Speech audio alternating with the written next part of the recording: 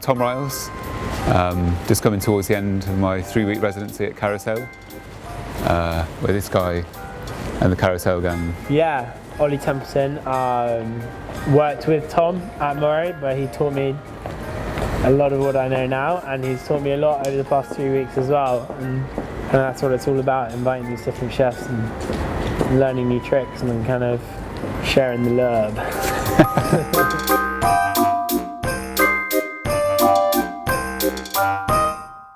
Amazingly, Carousel asked me to come and do a residency, and yeah, I gladly accepted the invitation.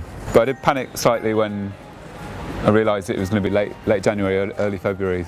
You know, it's kind of the worst time of year for fresh produce. But when you actually look at it, it's quite good in a way, because it does sort of narrow you down.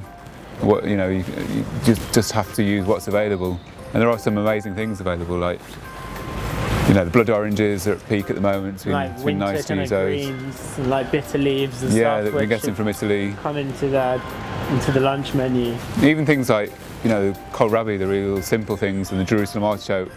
It's been really, really tasty and sort of. And they're kind of like, although, you know, there's kind of a lot of kind of meat and there's a lot of fish. Those kind of are some of the punchiest things in terms of flavours on the menu.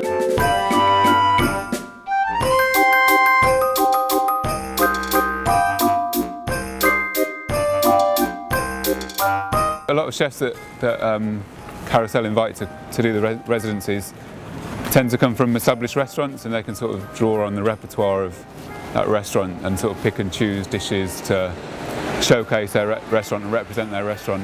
Whereas I'm not really doing that. I worked at St John, Bread and Wine, and I worked at Morrow, but I don't work there in either of those places now, so it's just sort of, it's, you know, just me on my own. So. Living and working abroad, I lived in Spain for a few years, and then I went to Japan and lived there. And I was cooking in both places, so that was quite influential to the type of food that I'm into. It's just been, it was really interesting to sort of learn about the ingredients and the way they approach the food and the way that they cook, especially in Japan.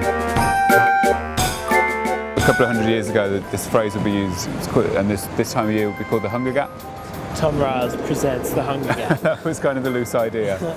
So to sort of exploit preservation techniques, sort of old-fashioned ways of preserving foods that we still find really delicious, just to exploit those and use those as much as I could in my menu. And we made this ox tongue dish, sort of an ox tongue pastrami, where we brine the tongue for a couple of weeks, which in itself is an old way of preserving food, and then cooked it and then smoked it, cold smoked it out the back here at Carousel. So that was really nice to do. It's really satisfying to make your own sort of smoked meat products. In the UK, we're just so lucky to have such amazing stuff readily available, you know, really great meat, sort of, you know, obviously it rains a lot here, so we get great grassland, so really well-fed cattle.